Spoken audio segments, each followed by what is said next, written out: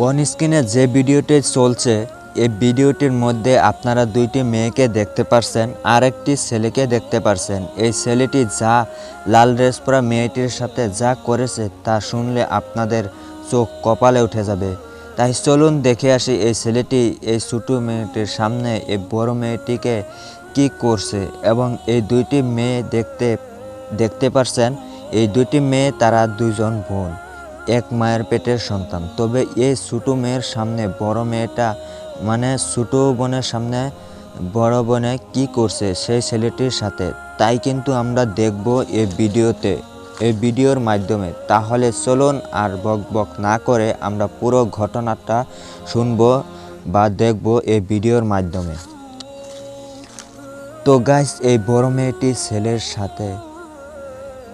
ছেলের সাথে প্রেম প্রীতি করছিল।